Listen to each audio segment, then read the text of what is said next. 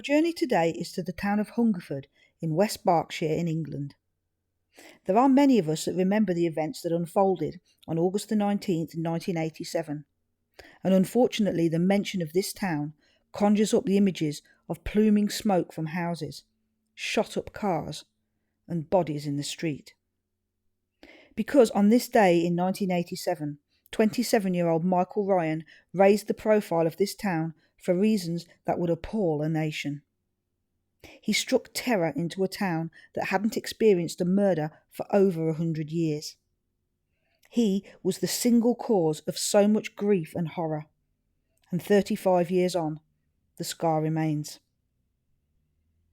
For this video, I will revisit the most significant locations, talk about what happened on that unforgettable day in midsummer in a leafy, pleasant town in the south of England, and I will also visit the final resting places of two of the victims. Michael Ryan was born on the 18th of May 1960.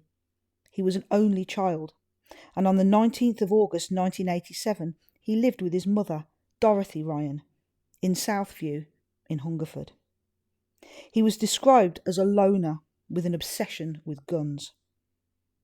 For reasons unknown, he carried out what has been named the Hungerford Massacre, and what is referred to by townsfolk as simply the tragedy. By the evening of that day in 1987, Ryan had killed 14 people. A couple of days later, that toll would rise to 16, as two of his victims succumbed to their injuries in hospital. He wounded 15 others. He ended his own life with a bullet to his temple before the sun had set. This was an incident which was unprecedented in the UK, and in the days after it became clear how unprepared police were for such an event. Reacting to the events as they quickly unfolded, the nation stared in horror at their TV screens as the devastating images were broadcast into their homes from police helicopters hovering over a town under attack. The initial police officers on the scene were unarmed, and little in their training could have prepared them for the devastating carnage unleashed by one man with an arsenal of weapons. By all accounts, Michael Ryan strolled up and down the streets, doubling back on himself and revisiting areas more than once. He fired indiscriminately at people, at cars, and into houses. Young, old, neighbours, his own mother. He seemed to respond to movement, turn and open fire. His spree killing in the town of Hungerford began at about 12:50 in the afternoon and lasted about an hour. But his first victim was killed before that, at 12:30, in the nearby Savernake Forest. We're taking the route out of Hungerford towards Savernake Forest, which is a 15-minute drive away from Michael Ryan's former home. It lies just inside the county of Wiltshire. This is the first journey that Ryan made that day. Savernake Forest is an area of natural beauty and is visited by many people from the surrounding areas. Ryan was a regular visitor himself. Often dressed in his combat clothes, he would prowl the woods, perhaps fantasizing about stalking potential victims with his many guns that he owned. Following the massacre, there were people who speculated that he did just that, and that his first victim that day, 35-year-old Susan Godfrey, might have been the target of his lust and obsession. Susan Godfrey was known to those that knew and loved her as Little Sue, being slightly less than 5 feet tall.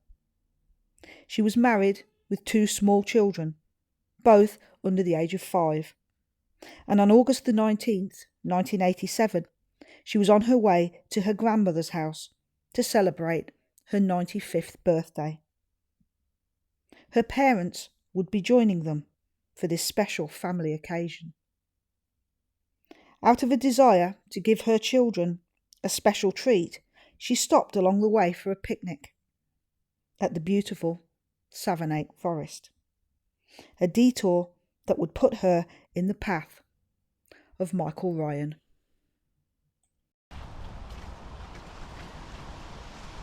So this is Savernake Forest, and behind me is a picnic area and a car pulling. Now I'm actually not sure if this is the place or not where the first murder took place. I know that it was in Savernake Forest, and it was Susan Godfrey, who was 35 years old, and she'd come here with her two children of preschool age. And she was coming to take them for a picnic, and Michael Ryan approached her, openly carrying a gun, which must have been absolutely terrifying. She had the chance to get her children into the car, and he marched her 50 to 70 yards into the forest. Now I don't know which way that was. I really don't know, but this gives you an idea of the area. He walked her 50 to 70 yards in here, and he shot her 13 times in the back. Close to her body there was a ground sheet just on the ground. She wasn't on it, she was lying a bit further away from it. It has been said that he may well have attempted to assault her and failed, and instead he shot her, in my mind angrily shot her 13 times, is showing some disturbing levels of rage. This was where the first murder happened. This was at about 12:30 on August the 19th. So this is where our video starts, and what I'm going to do is trace the journey back to Hungerford. And we know that when he left here, he stopped by at the Golden Arrow petrol station. Now I don't know if that is still there. We're going to go and have a look, and I'll tell you the story of what happened there.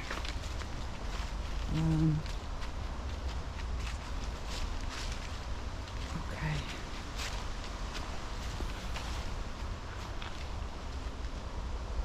But yeah, Susan Godfrey, 35 years old, young mum with 2 little kids, and how absolutely terrifying for her children.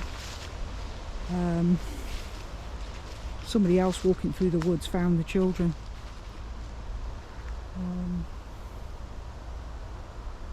I can imagine that that's lived with them for the rest of their lives. It's not something that you're going to ever forget. Absolutely terrifying for them.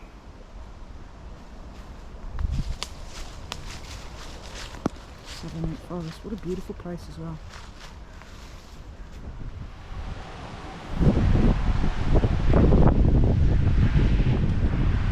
So this was the Golden Arrow petrol station, where Michael Ryan pulled up, filled up his car, and so that traffic's really loud.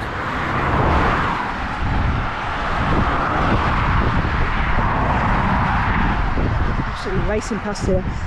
He filled up his car, and he filled up a petrol can. And from the forecourt, which I'm filming, he shot through the window, and then he walked into the petrol station,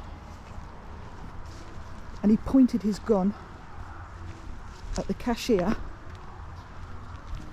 A young girl, I mean, I can't imagine how absolutely terrifying that was. He pointed his gun at her and fired. So I'm moving away from here now because a chap's just come out.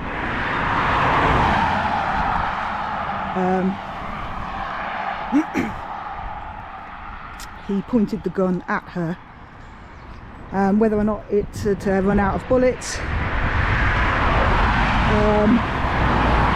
or whether it jammed.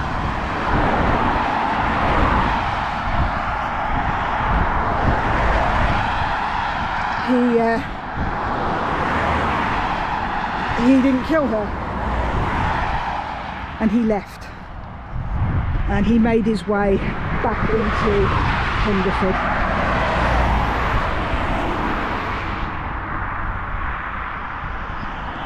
To carry on the devastation that occurred that day.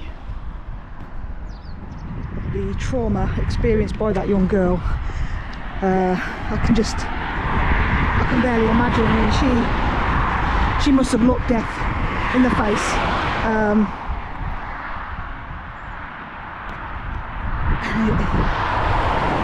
The gun didn't go off. For whatever reason, the gun didn't go off, and she lived. Moving on now to Hungerford itself. So I'm walking up Southview now, and I want to do this quickly because I don't really want to be pointing a camera at somebody's house. This is where Michael Ryan lived. If you look, you can see the houses here. There's three of them that look very different to the others, and that's because he set fire to his own house and it burnt, decimated the neighbouring properties.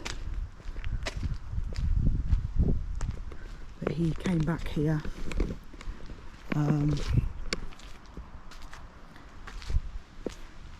I'm just going to keep walking. He came back here with his car and he went in the house. Apparently he shot his dogs. Neighbours heard the noises. He changed, he packed more guns. He put on a flak jacket, he had survival gear. He looked like he was heading off, he was going to run. That's what police think. Turn around because somebody's coming. He got into his car, it wouldn't start. You know, it's said that perhaps if it had, you know, he would have driven off, he'd have run because of what he did earlier on in the forest, that he would have run. His car didn't start. He took his anger out on his car yet again. He shot his own car several times. And then he started a walk. So he started his killing on foot because his car failed him. I think at this point neighbours had called the police, and there'd also been a phone call from the garage. Somebody thought it was a hold up at the garage and they'd heard the gunshots there, so police were starting to be alerted. I guess at this point they wouldn't have made the connection between the two incidents. We're now pulling out of Southview, the street where Ryan lived. At this point he was on foot and his house was burning behind him, and this was the start of his killing spree.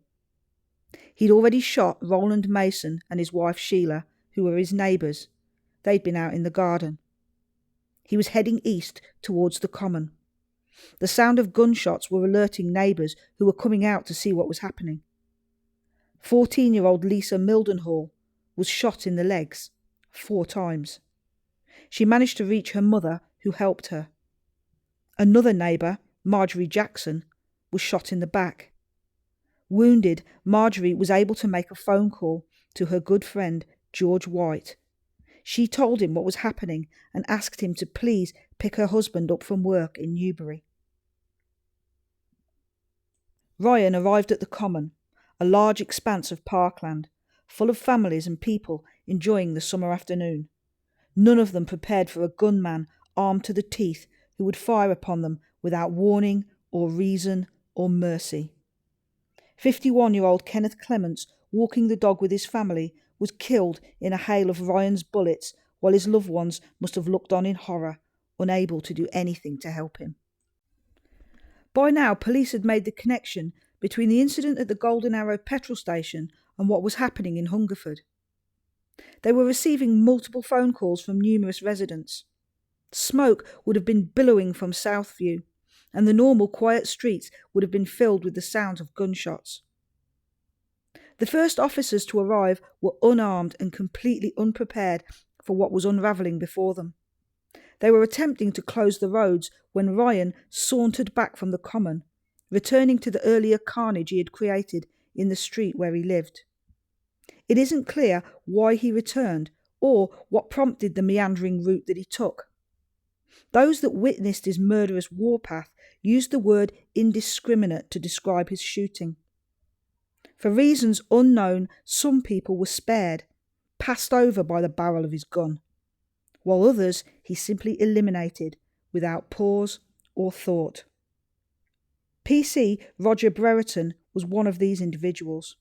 Ryan shot him through the chest as he sat in his patrol car attempting to use his radio to report the unfolding incident. Ryan then shot Linda Chapman, who was driving her Volvo with her daughter Alison in the passenger seat. She managed to reverse out of Ryan's way, but not before a bullet would hit her daughter, leaving her permanently paralysed. Ryan shot at an approaching ambulance, injuring the crew, thankfully not fatally. At this time, police requested the deployment of Thames Valley Police's tactical firearms unit. They'd seen the level of firepower that Ryan had at his disposal. On this day, however, the firearms unit was some 38 miles away on a training exercise. The next person shot and killed by Ryan was George White, the friend that injured Marjorie Jackson had phoned. He had responded to her plea to fetch her husband from work and had driven into the town with him in the car. Marjorie's husband, Ivor, sustained injuries and only survived by pretending to be dead. Ryan walked to the junction of Southview and Fairview Road, where he shot and killed 84-year-old Abdul Khan, who'd been in his garden. It was at this time that Ryan's mother returned home. One can only imagine what went through her mind in what were to be the last moments of her life. Her house was in flames, there were bodies in the street, and her son was clearly responsible. She shouted at him to stop, perhaps not thinking for a minute that he would turn the gun on her.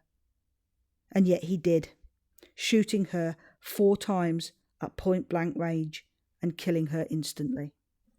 Things were happening quickly. After shooting his mother, Ryan began to head back towards the common. On the way, he shot 26-year-old Francis Butler, who was walking his dog. Passers-by tried in vain to help him, but the young man died before an ambulance arrived. Ryan arrived at Bullpit Lane, where he shot and killed taxi driver Marcus Bernard, whose fatal mistake that day had been to pop home to see his family in between fares. Ryan carried on up Priory Avenue, where he shot and injured a man who was parked in a van. The road diversions set up by the police had the unintended result of sending motorists into Ryan's path, on routes they otherwise wouldn't have taken. This resulted in the death of Douglas Wainwright, father of one of the active police officers that day. He and his wife had arrived in Hungerford for a surprise visit to their son. Ryan continued on. A van rounded the corner. Ryan shot at it without thought, killing Eric Vardy. As he made his way along Priory Road, he shot at another car, killing 22-year-old Sandra Hill.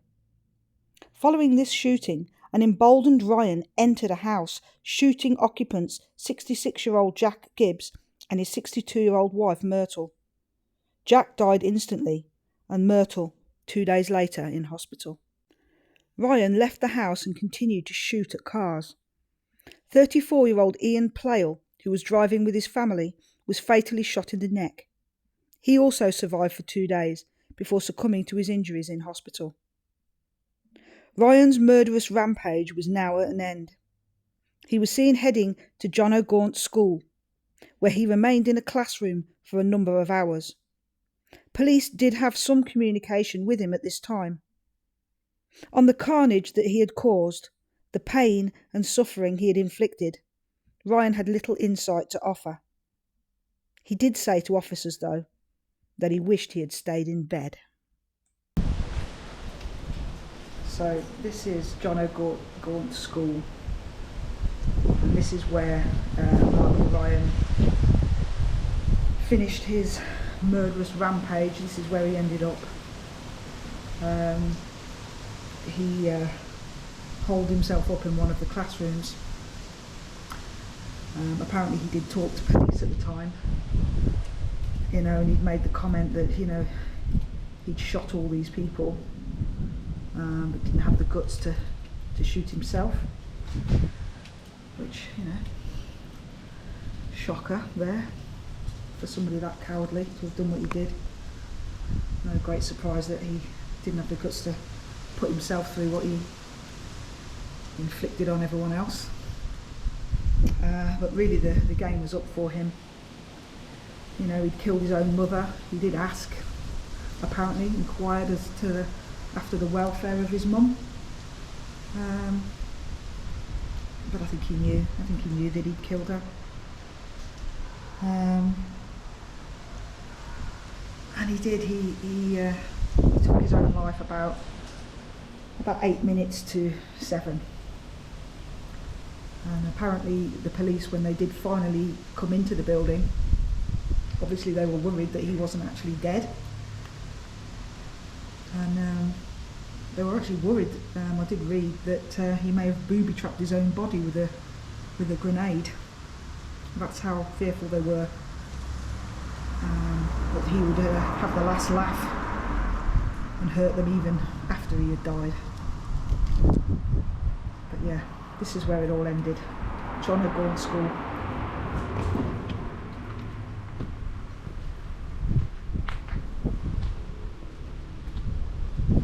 And there it is.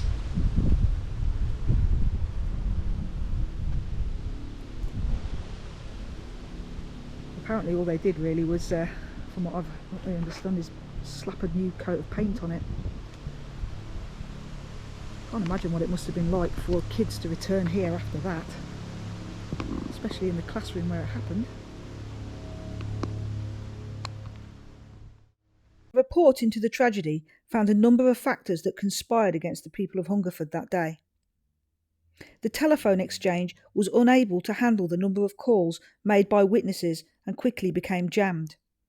There were only 2 active phone lines in the police station. The firearms squad was unavailable, and the police helicopter was delayed. The official report showed that Michael Ryan had acquired all of his guns legally. Following this, there was a ban on the ownership of semi-automatic weapons, and shotguns were restricted so as not to be able to carry more than 3 cartridges.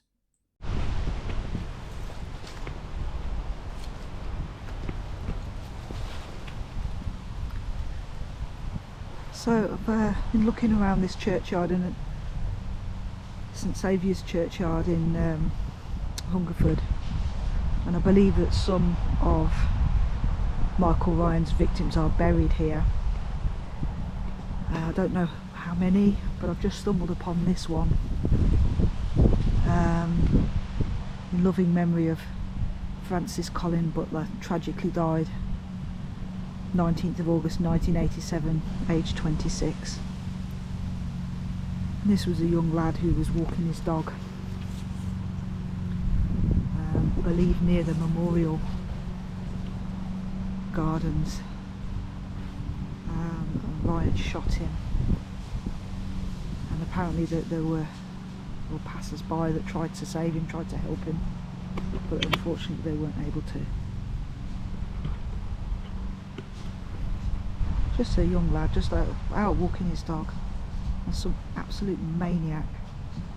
I can't quite get my head around it really. Having driven through the streets of Hungerford and looked at what a short distance he actually went, but he was double backing on himself, going up and down the same roads. It must have been absolutely terrifying. I can't imagine just indiscriminately shooting at people. Sadly missed, yet not forgotten, always in our thoughts.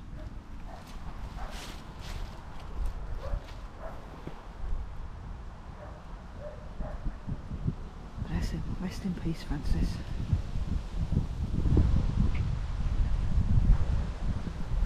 And literally I'll just step backwards from Francis's grave, and right in line of sight is another one,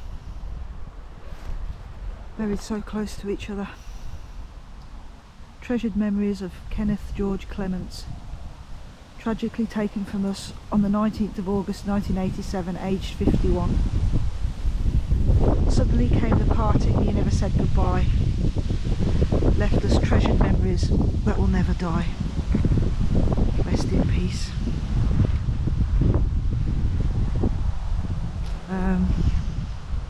Kenneth again, just like Francis, he was out walking his dog, and he was with his family at the time. His family were uninjured, but they had to watch him die in front of them. It just beggars belief. I seem to be saying that a lot. Words fail me, really.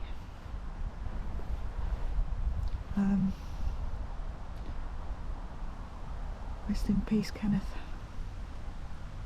It does look like his family visit. There's fresh flowers here.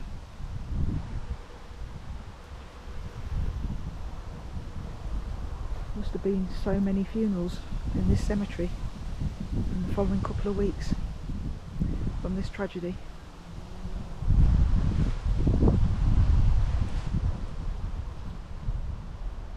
So there's Kenneth, and right behind him is Francis. Hungerford has strived to be more than just the place where Michael Ryan stormed the streets. They don't want to be defined by the evil that was visited upon them, or be forever crippled by the pain that he inflicted. At the gates of a memorial garden are the simple list of names of all those that lost their lives that day in such a senseless act of evil.